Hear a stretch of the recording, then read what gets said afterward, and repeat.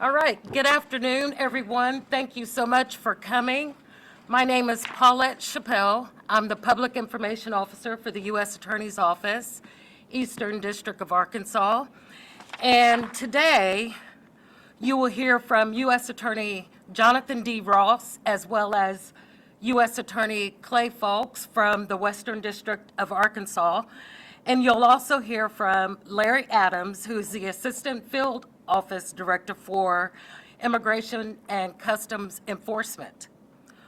One of the priorities of the Department of Justice is the cooperation among federal and state agencies in removing illegal immigrants from our country and combating violent crime.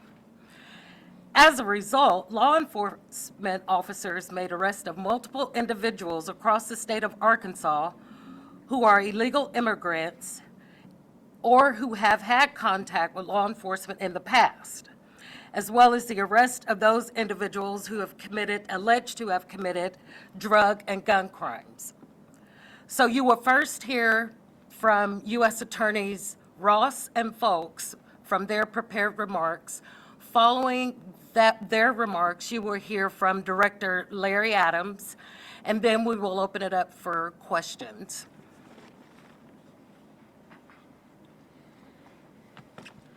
Good afternoon. I'm Jonathan Ross, U.S. Attorney for the Eastern District of Arkansas. Today we are announcing the results of Operation Enforce and Remove, an operation over the past 3 weeks, which is the largest collaborative law enforcement effort to enforce immigration laws in Arkansas history.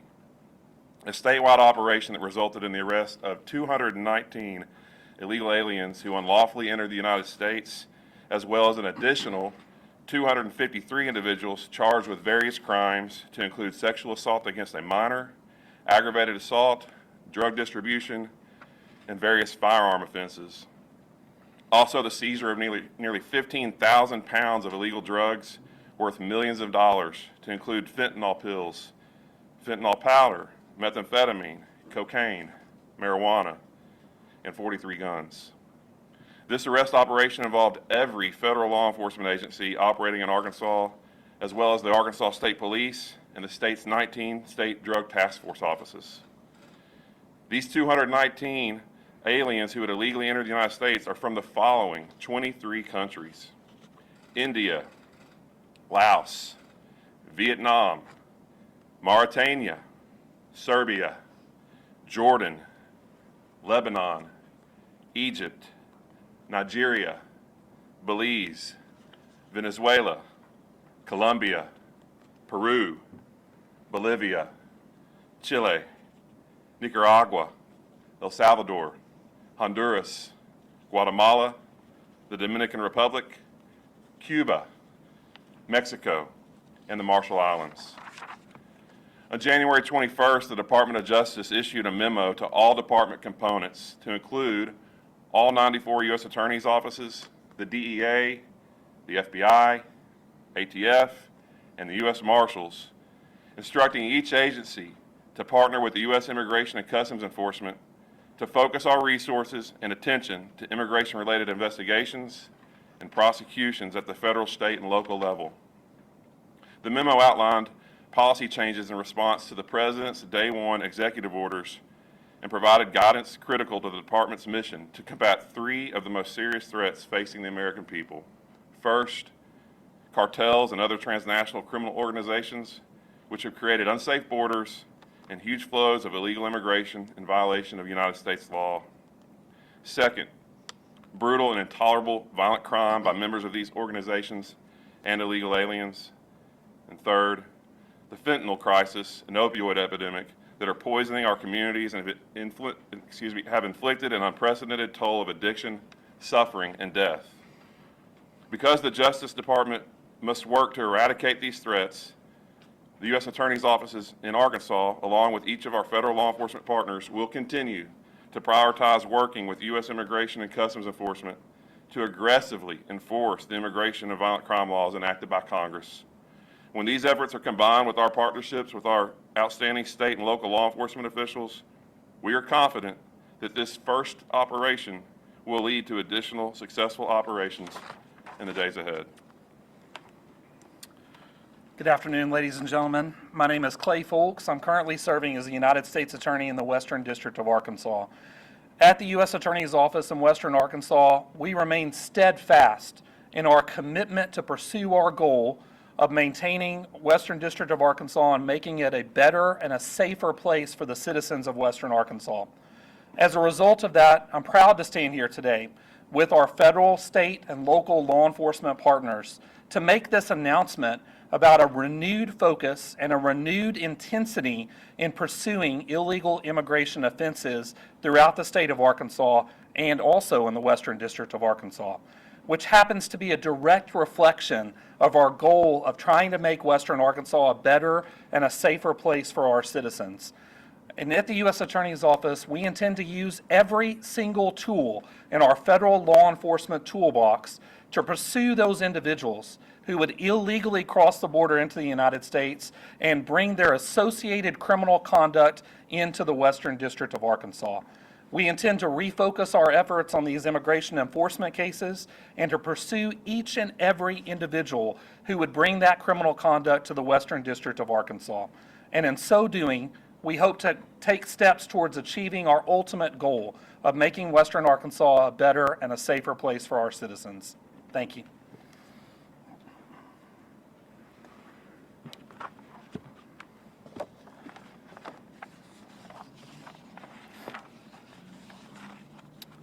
Good afternoon.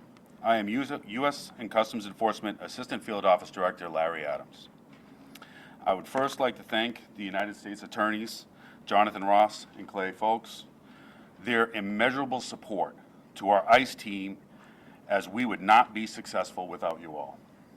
I would also like to thank all of our federal, state, and local partners standing here behind me for the work that you do every single day. We are here today to discuss the significant progress Arkansas has made in immigration enforcement through a comprehensive, collaborative, and whole-of-government approach. On January 22nd, the Acting Secretary of Homeland Security signed into effect a memo granting the Department of Justice and law enforcement agencies within the Department of Justice the authority to investigate, locate, and apprehend aliens using Title VIII, Chapter 12 of the U.S. Code. Following this, the U.S. attorneys from the Eastern and Western Districts of Arkansas, alongside leadership from ICE, FBI, DEA, ATF, the U.S. Marshal Service, began to work together on one shared mission: to apprehend removable, illegal, criminal aliens who jeopardize public safety. This enables our team an effective immigration-focused operation, leveraging each other's agencies' specialized expertise and capabilities. On February 11th, our DOJ partners, the Arkansas State Police, the Arkansas Judicial Drug Task Force, worked alongside in a 2-week operation that specifically targeted removable aliens who pose a threat to public safety. In closing, I want to send a clear message. We will continue to use every tool, available resource to identify, locate, and apprehend those criminal aliens that pose a threat to public safety. Our enforcement efforts are unwavering, and our dedication to protecting our community remains stronger than ever. Thank you.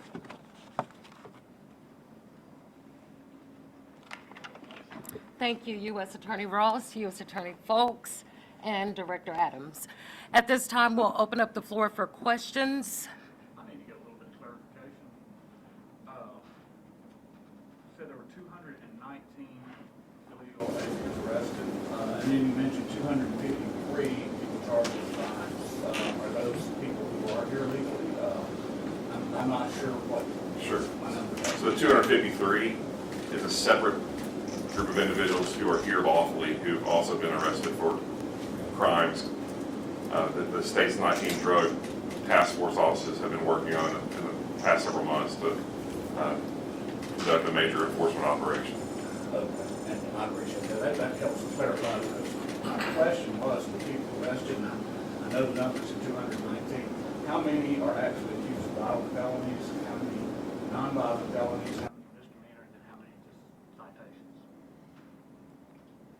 Can we break that down? Specifically, I don't have that. If you'd like to formally request those numbers, How long I'll be would able to it give take that. I can reach out to our public affairs office, and we should be able to provide you those numbers. If it's possible to get those today, For sure. I'd like to do that, please. I think that the majority of the individuals who are being removed are not being charged with violent criminal offenses. Some clarity. So prior to January 20th, the previous administration's policy was that enforcement and removal operations of ICE could only remove those persons convicted of aggravated felonies. And so if a state or local sheriff or other law enforcement partner had someone in their custody charged with any offense and sought to make sure that ICE was aware of their presence in their facility, unless that person was convicted for an aggravated felony, they were not removable. So what's changed is there's no restriction anymore that they must first check the box of being convicted of an aggravated felony. A further nuance is that if a state or local official for the last 4 years sought to have someone removed from their community who was here unlawfully, not only did they have to satisfy the requirement that the person that they were seeking removal be a person who was convicted of an aggravated felony, they also had to have the conviction documents certified from the courts in hand within 6 hours of the request. Our assessment is that this protocol essentially shut down removal operations, at least in the state of Arkansas, and I can't speak for the rest of the country. And so part of what we're seeing here in these 219 arrests since February 5th are persons who would have been removable today who could not have been removed under the previous administration's policy. And so the fact that those records have been created related to their presence in the United States unlawfully, and they've come into contact with law enforcement for a number of reasons. It could be for DWI, domestic battery. It could be a traffic offense. What If about they, witness to a crime or an accident? yeah, witness to correct. I mean, that I don't know if the people in this 219 include that fact pattern, Dale. But I can tell you as a general matter, what's going on is that people who've been charged with offenses, who previously would have been asked to be removed, the current policy is such that ERO, or the Enforcement Removal Operations component of ICE, now can go ahead and initiate the removal proceedings. And so the drug task forces have been working with their state and local partners to go back to previous removal requests that were denied and allow that to take place. Another layer or nuance of this is that right now the focus is on removing those types of persons that I've just described. And that's the totality of the focus of the operation. However, when law enforcement arrives to anyone's location, which is the last known address or information that the state and local authorities had for that person, if an incidental encounter occurs with other people with that person, then enforcement removal operations will remove that person as well if they are here unlawfully. And so there can be some incidental or collateral consequence to persons who've been charged with criminal offenses who are here unlawfully the last several years, who are residing with or taking up with other people who are also here unlawfully. So that's not the goal, but enforcement removal operations are not going to be prohibited from when they make contact, when they attempt to make contact with the person they're seeking, anyone that's with them, they're not going to be prohibited from asking who those people are, or to also verify their status. And so in those instances, part of this 219 will include some people who had no previous criminal charges, but who were with people who had been. Are any of these people who have applied for legal residency but have not received that designation yet? And so how many? So people that have applied or pending application, if they are taken into custody, those cases are being made on a case-by-case basis, and we do send those cases up to the actual director of ICE to determine if we are going to take those folks into custody. If we do take them into custody, it does not affect their application. They will be heard. They will go through due process in front of an immigration judge, and oftentimes a process that could take years could be adjudicated within weeks if they are in front of an immigration judge. Yes, sir? Is there a county-by-county breakdown of these two different types of arrests? Like, I live in White County, cover White County, and I was told 17. Is there some way we can get like how many different people were arrested in the different counties? Again, I don't have the specific That's fine. details for that. If you do want to make, an official request, I can forward that up to the Public Affairs Office. Okay. Do I have any other questions? Yes. Some people who witnessed it said people were just being pulled over because of how they looked. Can you, say that wasn't happening or that was happening? I can clarify that incident. That was a routine traffic stop for a violation, and he refused to stop for law enforcement. He fled and then resisted arrest. Okay, so During the traffic stop, it was a traffic violation. Where are these individuals being held in local jails, or are they being sent elsewhere to a detention center? And what are the plans for, getting them out of the country, especially given the fact they come from so many different countries as well? What is that going to look like?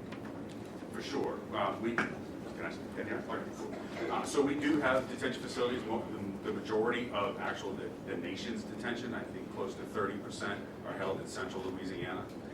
In there, they do have access, obviously, to law, and they also go through the due process of seeing an immigration judge, either being removed or given some benefit to where they would be released from. Oftentimes, they are offered a bond. If they are a non-criminal that goes into detention, they may be offered a bond. So is this a fairly quick process right now, or is it being streamlined? Do you have any idea sort of for someone who might have been detained? No, nothing is being streamlined at this time. The due process is the due process. Currently, in our detention facilities, the opportunity to see the immigration judge in your initial appearance is about 3 to 4 weeks out. And we've heard of some of the some places like churches or kind of community centers being targets for trying to identify people who are in the country illegally. Were those included in some of? They were not. We do not target churches. Can you step up to the microphone so Sure. we can't hear you back here? Absolutely. Thank you. Yes, we're targeting criminal individuals. At this point, we are not targeting churches or schools or any situation like that. So if we are doing a vehicle stop, or local or state police are doing a vehicle stop, and they do happen to pull into a church parking lot because that's safe for them to pull over, then that's where we may affect the arrest. But we are not targeting churches or schools in situations So like anyone that. who was not arrested with a criminal past that may have been here illegally, which obviously is a violation of the law, they were just kind of identified by chance of being with someone who had. Correct. Those are collaterals. Currently, we do not recognize catch and release. So if there are collaterals, when we are making a targeted enforcement arrest, those individuals would be considered collaterals. If there are extenuating circumstances with those individuals, be it child care issues, medical issues, like I had said previously, those determinations are being made at the highest levels of ICE. Can we repeat what you said, basically, what's next, what happens? Are they local jails? We can hear you. Oh, sure, yeah. So currently in the state of Arkansas, we do house individuals. It was Sebastian County, but Sebastian County just had a fire in one of their pods, so we don't hold individuals there right now, and then Washington County. So a lot of times if arrest is made up in northwest Arkansas, they may spend a day in Washington County, and then they come down to Little Rock, where transportation comes up from Louisiana to Little Rock to pick up the bodies from the state, and then head back down to Little Rock in the detention facilities. Are they immediately deported, supplies? What's that process? No, there's a due process. Of course, they do have the opportunity to state their case. If they were previously removed from the United States by an immigration judge, if they had previously gone through the due process, situations like that, then they will be removed once a travel document and once they meet with their consulate and once those steps are taken. If they did not have the opportunity to meet with an immigration judge or have their hearing heard in front of an immigration judge, they do have those procedures to go in front of an immigration judge. Just to clarify, there was like a finite timeline for this operation, like it started and ended on certain dates, is that? It did, correct. Would you mind reminding us of those dates again? I want to. February 5th, February 5th through, through yesterday. okay. And any idea when a second phase might start at this point, or is it sort of ongoing? Enforcement operations are being conducted 7 days a week. As far as general operations, I can't speak to those for, operational security and officer and agent safety. Okay, thank you. Thank you. And we had a sheriff officer concerning like mass raids and stuff. It seems like it was targeted and not what we typically think of when we hear mass raids. Is that correct? Correct. The individuals that were part of this operation were targeted individuals. They had come in contact previously with law enforcement within the last 3 years, and for one reason or another, they were not removed at that time, or they were not eligible to be removed at that time.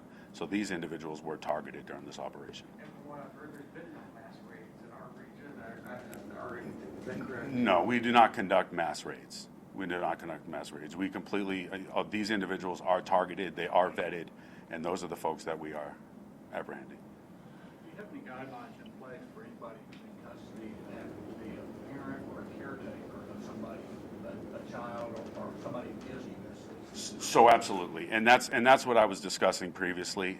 If there are extenuating circumstances, those cases are pushed up through the front office of ICE, up to the director of ICE, and those decisions are being determined there. And, I mean, what kind of guidelines, though, are they considering if you're about to deport somebody's parent or caretaker? It's really a case-by-case basis. We do aggravating factors, mitigating factors. We provide all the information up to the front office, and then they make the ultimate decision from there. So it's hard to give you a general, explanation on how that works. What we do is we write what's called an executive summary for those individuals, and then we push that up to the front office, and those decisions are really made from there. What's the worst of the worst? We're talking murder. Do we have a range? We had sexual assault against a minor.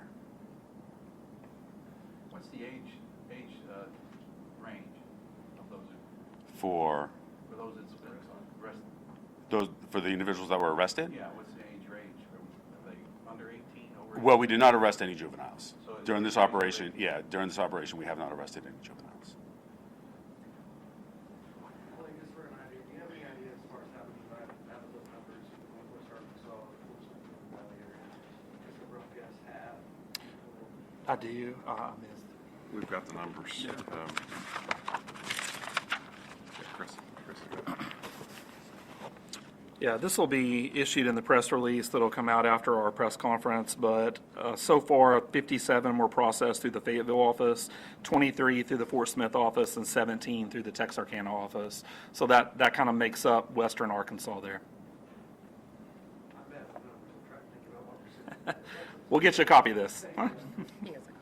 Okay. Are there any more questions? Yes, ma'am. I think there's some confusion on, people from the Marshall Islands, legal status in this country, and that's on the list of an individual, more than one, who may have been arrested. Do you all have any clarity? I know it might be a very specific case, and you may not, but I'm just curious if you know any more details. I can speak in general terms, but I don't know if you have more specific. So typically, people from the Marshall Islands benefit from the Compact of Free Association that's been signed between the United States government and the Republic of the Marshall Islands, which allows them free travel to and from the United States without the requirement of going through a visa application process. That doesn't necessarily mean that someone can't be deported or removed back to the Marshall Islands if they meet certain qualifications, serious criminal offenses and things like that, and you may have more for that. Okay, so, Thank you. all right. So a traffic ticket wouldn't necessarily get someone from the Marshall Islands deported? Correct. I was to say, joined with Clay and I and Larry are the special agents in charge of the FBI, the ATF, the DEA, our U.S. Marshal here in the Eastern District of Arkansas, Corey Harris, as well as Colonel Hager from Arkansas State Police, and Johnny Sal representing the drug task forces. I just want to point out that as far as the federal partners, we had a meeting in Little Rock on February 4th at the FBI to discuss this Deputy Attorney General memorandum that I referenced in my opening remarks. And so what the purpose of that meeting was for the first time for us to all come together and think through what it means to be working hand in hand with ICE from February 4th going forward. And so this is the first instance or example of that work. And I would just suggest that there's going to be additional work that comes from this collaboration. I've never seen in my 12-year history with the department all federal law enforcement agencies working together towards one end. And so that's interesting, to say the least, and it has produced immediate productive results, and I look forward to seeing what additional results that this partnership produces as the FBI, DEA, and ATF, who have plenty of other responsibilities, are also now prioritizing their work with Immigration and Customs Enforcement. Are there any other questions? My last question, I promised to get on, and I was gonna say, what's next? How many more are you looking for? Do we have anything like that? We're still, what's next? Have 200 something plus, or are we looking for another? What's next? I would just say there's no end in sight. I mean, there's plenty of work to do. We will continue working with our state and local sheriffs and chiefs of police to, where possible, if there's someone who's committing criminal activity in their communities, to go ahead and engage with ICE and seek their removal. And so there's no limit to that. There's no certain number, like, hey, we're still looking for 200 more than we have. No. I would suggest the number is far more than another 200. But there is no cap. There is no limit. There was the mention of like sexual assault against a minor. Is that the most serious crime because like those sort of aggravated felonies convictions were? Let me clarify something. The reference to that charge was not related to any of the illegal immigrants. That was a description of additional arrests made, those 253 arrests made by drug task forces. I have a better list than that statute, and I'm just not finding my remarks. Give me just a second.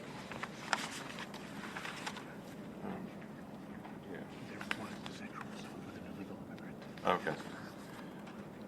So the crimes that these individuals, my understanding was that the 253 individuals arrested by the drug task forces included offenses such as battery, aggravated assault, robbery, drug possession and distribution, domestic violence, sexual assault, illegal firearm possession, running an illegal casino, forgery, hit and run, indecent exposure, and sexual assault against a minor. Those are the charges for which the illegal immigrants had previously been charged with. So that's that 219 number. Sorry for the confusion. Hold on. You said before you started that was 253 number. So Chris is helping me clarify. The 219 illegal immigrants, when we referenced earlier charges for which they had been previously been charged, that list of offenses included the list of offenses for those 219. And I'll just clarify a little bit how that happens in a lot of cases is if someone is a foreign they're a fugitive from immigration, they were issued a warrant of removal in the past, and we haven't been able to catch up to them until recently, and then those may be charges that they've gotten in another area or another part of the country that necessarily they were released from the jails or whatever, and now they're in Arkansas, and we were able to apprehend them. There's a second example of countries that do not issue travel documents, or folks that are not, being deported back to their country for one reason or another, and maybe now that country is issuing travel documents. So that person may have been what's on an order of supervision, and where they've been reporting to the office once a year or so, but we just haven't been able to get a travel document for them back to their country. Now they're issuing travel documents, and so we were able to take those into custody. Before everybody starts to spread out, you said if I could, the information that I was going to kind of drill down into some of this, if I make a formal request. How do I do that? ICE Public Affairs. I can give you the email address. It would be ICE Public Affairs. I'll be able to help you out. Just email me. Okay, appreciate it. One other question. How, you guys are working this is the first time that you've all worked this well together. Maybe it's not well, that may be a term, but what about the local authorities? How does that change with the local authorities? Talking about the sheriff or the city police, has that changed their perspective at all? So currently, I will say that the local authorities have not been designated 287G authority. So they do support us as far as police work, but necessarily immigration work, they have not been granted that authority. Obviously, the governor makes those decisions. If she would like to have a conversation to where we could meet and discuss how that would look, if the state police or locals would do that, I would certainly entertain her phone call anytime she decided to call. So if they do, if there's a suspect, they can contact you, can they hold them now? Because wasn't there a point where they were not allowed to do that? Correct. They're not holding them for immigration matters. No, so that it Yeah. would be, They will not hold them for immigration matters. If they're going to charge them on a state or local crime, then they will have to be booked into their facility. okay, and at that point, it could. Then it triggers to Oh, okay, us, that's correct. triggered. Yeah, Okay. yeah, Makes then it sense. triggers to Thank you us. for clarification. No, for sure. Do I have any more questions? One final, I mean, there's certainly a lot of fear in immigrant communities in Arkansas, hearing stories of people who even are citizens, like not showing up to work. Is there any way to kind of allay fears for people who are just not sure how this is working, and if they might, something might happen to them or a relative? I'll just speak briefly to that. I mean, I don't think there is.